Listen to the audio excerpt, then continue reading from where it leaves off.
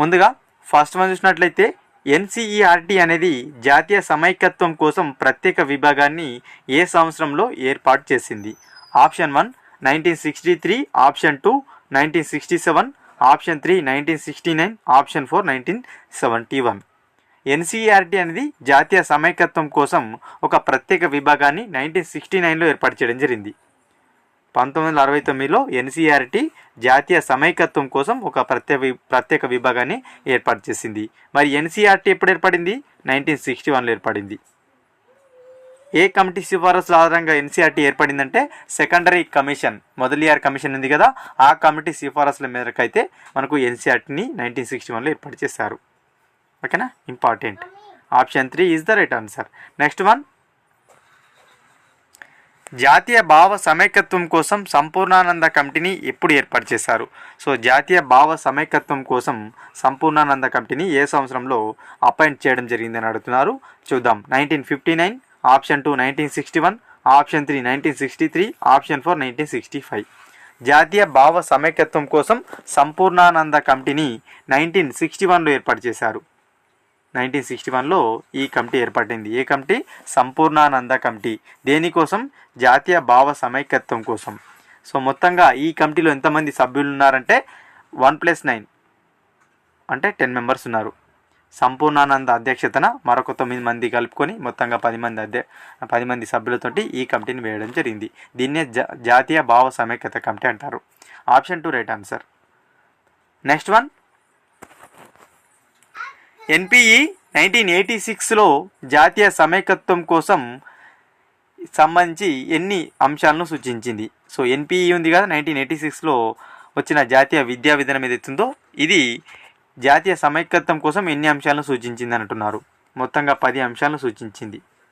జాతీయ సమైక్యత్వం కోసం ఎన్పిఈ 1986 10 అంశాలను సూచించింది. Option 3 right answer.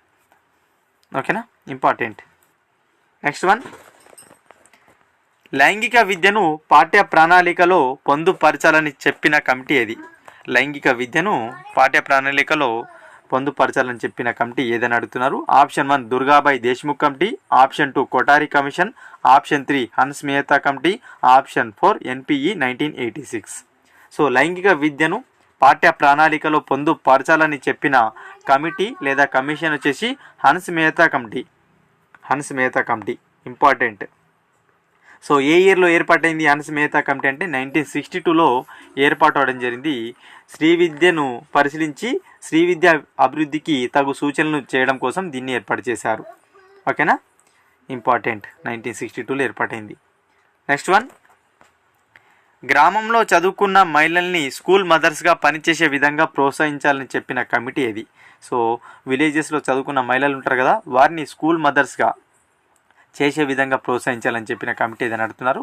చూద్దాం. Option 1 Kothari commission, option 2 secondary విద్యా commission, option 3 Shri Prakash committee, option 4 భక్త వాత్సల్యం కమిటీ.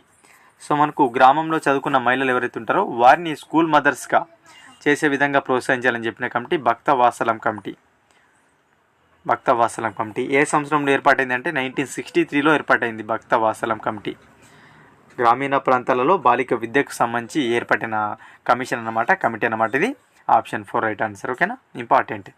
నెక్స్ట్ వన్, జాతీయ సమైక్యత అనేది ఇటుక సిమెంట్ వేసి నిర్మించేది కాదు, ప్రజల ఆలోచనలో రావాల్సిన మార్పు అని అన్నది ఎవరు? Option 1 Gandhi, option 2 Radhakrishnan, option 3 Kothari commission, option 4 Aurobindo. So జాతీయ సమైక్యత అనేది ప్రజల ఆలోచనలో రావాల్సిన మార్పు కానీ అది ఇటుక సిమెంట్తో కట్టేది కాదని చెప్పింది రాధాకృష్ణ గారు. సర్వేపల్లి రాధాకృష్ణ గారు ఈ డెఫినేషన్ అయితే ఇవ్వడం జరిగింది. జాతీయ సమైక్యతకు సంబంధించిన డెఫినేషన్ రాధాకృష్ణ గారు ఇచ్చారు. ఓకేనా, ఇటుక సిమెంట్తో కట్టేది కాదు సమైక్యత అంటే ప్రజల ఆలోచనలో రావాల్సిన మార్పు అని చెప్పడం జరిగింది. Option 2 right answer. Next one, Kothari కమిషన్కు కార్యదర్శిగా ఎవరు వ్యవహరించారు? Option 1 AN Basu, option 2 JP Naik, option 3 Ravindra Prasad, option 4 Bhakta Vatsalam. Kothari commission 1964 to 66 అందరు తెలిసిన సంగతి తెలిసిందే. సో ఈ కమిషన్కు చూసుకున్నట్లయితే మనకు జేపీ నాయక్ కార్యదర్శిగా వ్యవహరించారు. ఎవరు? జేపీ నాయక్. కొఠారి కమిషన్కు కార్యదర్శిగా వ్యవహరించడం జరిగింది. అదేవిధంగా మనకు మొదలియార్ కమిషన్ ఏదైతుందో దీనికి ఏఎన్ బసు కార్యదర్శిగా వివరించారు. సెకండరీ లేదన్నట్లయితే మొదలియార్ కమిషన్ అంటాం కదా, దాన్ని ఈ కార్యదర్శిగా ఏఎన్ బసు ఉంటే కొఠారి కమిషన్కు జేపీ నాయక్ గారు కార్యదర్శిగా వివరించడం జరిగింది. Option 2 right answer. Next one, మాధ్యమిక స్థాయిలో తరగతిలో పిల్లల సంఖ్య ఎంతకు మించరాదని కొఠారి కమిషన్ పేర్కొంది.